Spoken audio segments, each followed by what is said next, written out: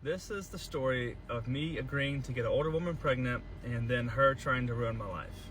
When I was 23, I had a one-night stand with a girl from my hometown named Maria. We both knew it was nothing more than that, and we didn't speak after.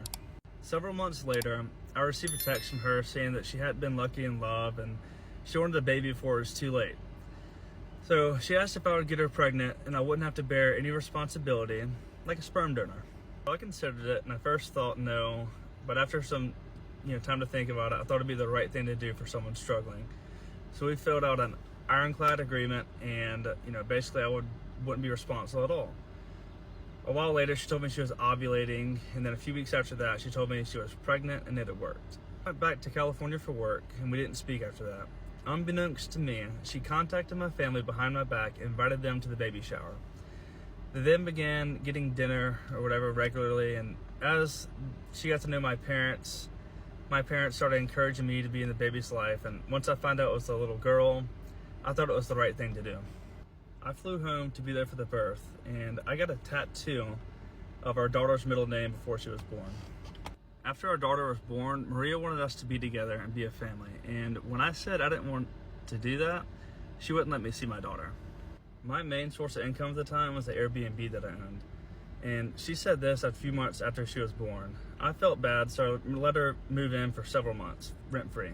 Once she moved out, she told me this: "I've never done anything to warrant supervised visits, but I agreed to keep the peace." I would come home as often as I could to see our daughter, and things were usually okay when I was there. These are all from her Facebook. One Halloween, I didn't want to wear matching costumes with Maria, so she wouldn't let me see my daughter for a while. And when our daughter was being baptized, I drove a 14-hour round trip from Nashville to attend. And because I didn't want to see Maria the night before, she didn't allow me to come to the baptism at all.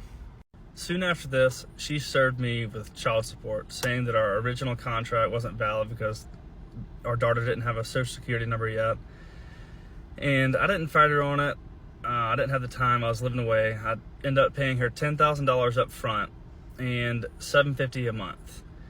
I was able to move home soon after that, and I began seeing our daughter regularly. Everything was going really well until I got a girlfriend.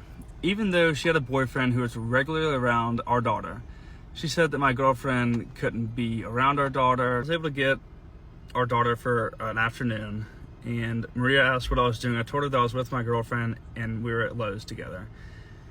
She freaked out.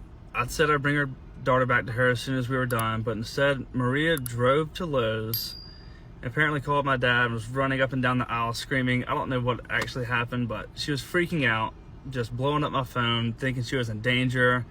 And keep in mind, my girlfriend is a mom as well as a nurse. Our daughter was never in any danger.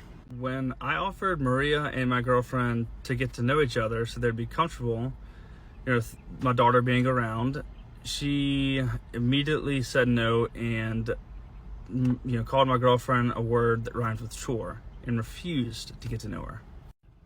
Maria then made a public post saying that I was a deadbeat dad and that I hadn't seen our daughter in weeks. Here I am with our daughter just a few days prior to this post. I also left my best friend's bachelor party a day early so I could be home for Father's Day, and she still wouldn't allow me to see her. She even said this to my grandmother.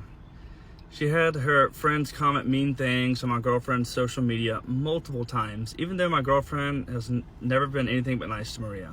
Because Maria tends to do this, I want to make sure that she doesn't twist the story and make it seem like I abandoned our daughter. I recently found out that our daughter isn't mine.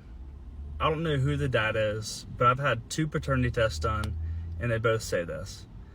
I believed Maria when she told me that I was the only possible father. The situation was weird, but I was always happy to be a dad. I knew that Maria already knew she was pregnant. She had to have when she asked me to get her pregnant. I didn't think that was something that someone would lie about to another human being. Not only to me, but my entire family as well. Everybody's distraught about this. Maria, I allowed you to paint me as the villain and you as the victim for years to keep peace, but I hope you know that the only victim here is your child. Yeah, hey, listen. Man, I am podcast. You don't want to miss it. Twitter, I broadcast with knowledge is how we kick it. Let's go, subscribe, leave a thumbs up, give it a like, yo, man, our podcast, you don't wanna miss it. Tune in our broadcast for knowledge is how we kick it.